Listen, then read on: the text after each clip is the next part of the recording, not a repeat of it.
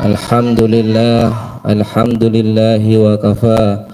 Wassalatu wassalamu ala sayyidina Muhammadinil Mustafa wa ala alihi wa ashabihi ahli sidqi wal wafa. Rabbi shrah li sadri wa yassir li amri wahlul 'uqdatam min lisani yafqahu qawli. Rabbi zidni ilma warzuqni fahma. Allahumma nawwir qulubana binuri hidayatika kama nawartal arda binuri syamsika. Subhanaka la ilma lana illa ma 'allamtana innaka antal alimul hakim. Amma ba'du. Alhamdulillah, puji syukur atas nikmat Allah Subhanahu wa taala yang masih memberikan kesehatan untuk kita, memberikan semangat kepada kita dan memberikan langkah yang tegak untuk kita sehingga kita bisa hadir di majlis Maulidin Nabi Muhammad SAW. Semoga semangat kita ini menjadi bukti akan cinta kita kepada baginda Nabi Muhammad SAW, dan dengan harapan kita akan diakui sebagai umatnya dan mendapatkan syafaat kelak di hari yang tak ada satu orang pun yang bisa memberikan syafaat kecuali baginda Nabi besar Muhammad sallallahu alaihi wasallam. Salatullah wa salamuhu semoga tetap tercurah limpahkan kepada junjungan kita Nabi besar Muhammad sallallahu alaihi wasallam beserta para keluarga dan para sahabatnya. Alhamdulillah, kita sudah masuk di tanggal 9 Rabiul Awal, yang mungkin 2 hari lagi kita akan memperingati Maulidin Nabi, ihtifal bi Maulidin Nabi. Sebelum kita memperingati waktu kelahiran Nabi, kita harus tahu apa itu ihtifal bi Maulidin Nabi. Apa sebenarnya peringatan kelahiran baginda Nabi? Al-ihtifal bi Maulidin Nabi asy-syarif ta'birun 'anil farahi was-surur bil Mustafa sallallahu alaihi wasallam. Yang dinamakan ihtifal, memperingati Maulidin Nabi, adalah ungkapan akan kegembiraan dan kebahagiaan. Jadi ketika kita memperingati Maulidin Nabi, jangan sampai ada rasa sedih. Kita harus gembira, kita harus bahagia. Ini adalah ungkapan kebahagiaan umat Nabi, bahagia akan kelahiran Nabi Muhammad sallallahu alaihi wasallam. Bahkan waqadin tafa'a bihil kafir, bahkan dengan gembira atas kelahiran Nabi, orang kafir pun mendapatkan syafaat. Jangankan orang Islam, kita sebagai umatnya, orang kafir pun dapat mendapatkan syafaat dari baginda Nabi Muhammad dikarenakan gembira atas kelahiran Nabi. Faqad jaa fil Bukhari annahu yukhfahu an Abi Lahabin kulla yaumil isnain bisababi iskihi li Suwaibata jariyatihi lama basyarathu biwiladatin Nabiyil Mustafa. Yaitu diceritakan dalam hadis yang diriwayatkan oleh Imam Bukhari bahwasanya Abi Lahab setiap hari Senin siksaannya itu diringankan oleh Allah Subhanahu wa taala. Setiap hari Senin. Berarti dalam 1 minggu ada dispensasi siksaannya dalam sehari. Dalam 1 minggu ada dispensasi sehari untuk siksaan Abi Lahab. Sebab Abi Lahab itu sangat gembira. Bukan gembira tapi sangat gembira. Dari sangat gembiranya Abi Lahab tanpa pikir panjang, tanpa perhitungan, langsung memerdekakan budaknya yang bernama Suwaibah. Kenapa? Dikarenakan Suwaibah mengkabarkan kelahiran Nabi Muhammad kepada Abi Lahab. Abi Lahab tak lain adalah paman dari baginda Nabi. Jadi ketika kita gembira, ya, ada satu sifat yang harus kita contoh dari Abi Lahab. Kegembiraan Abi Lahab adalah gembira tanpa batas, sehingga tanpa perhitungan ketika mendengar kelahiran Nabi, dan menjadi sebab dia diberi keringanan siksaan di setiap hari Senin, di setiap hari kelahiran Nabi. Makanya ketika kita nantinya memperingati Maulidin Nabi, kita tidak boleh perhitungan, jatong bitongan. Ya, kalau di sini mungkin jarang, mungkin di Mayangan. Tapi kalau di daerah saya tuh sering saya tuh mendengar setiap selesai acara itu geridu. Boh, engkau tak melo padahal kok ibu rajo. Engkau pan mapan larang. Padahal kok buah pir. Anggur ijo. Tak melo. Wah, ruang mangger gila. Ada tadi satu keluarga diajak semua orang 5, bawahnya cuma 1. Tak melo kok. Ada yang begitu.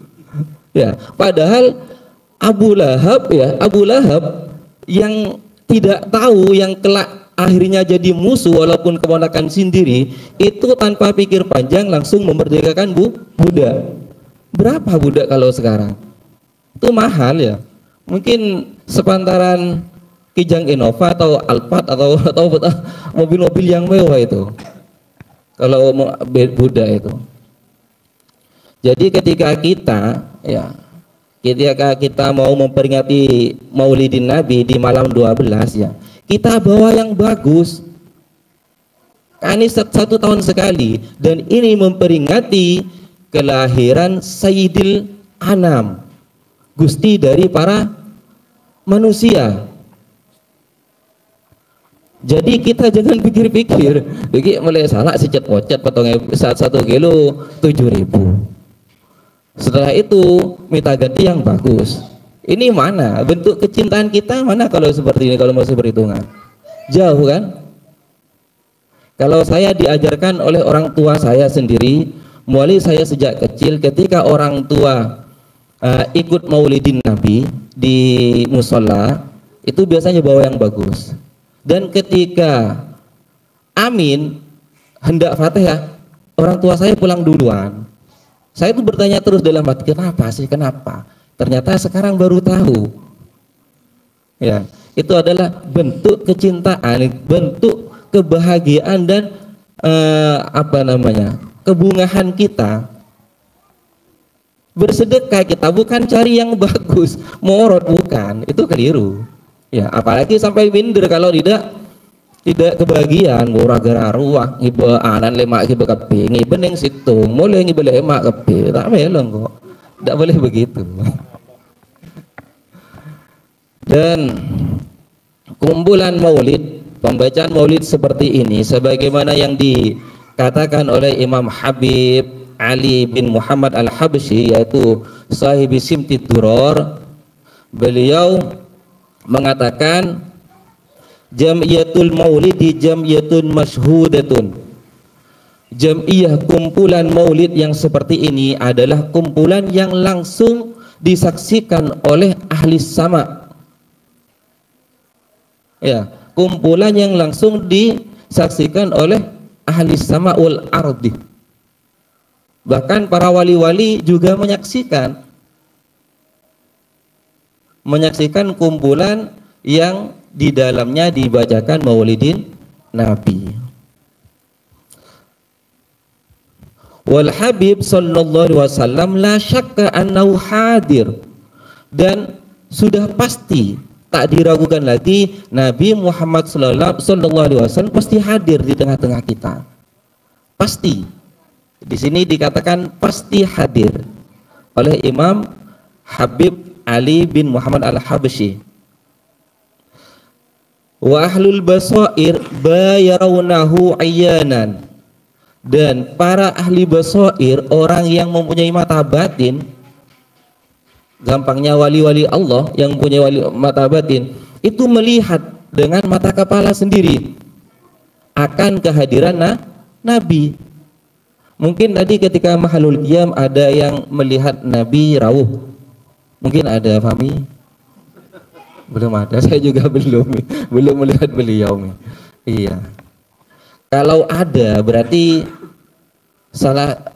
dia itu termasuk dari ahli basair. Ya, tidak ketahui juga yang mana yang Allah dikasih ahli ainul basirah itu yang mana kita tidak tahu. Makanya kita tidak boleh meremehkan polen orang gerjelenggaran tidak boleh.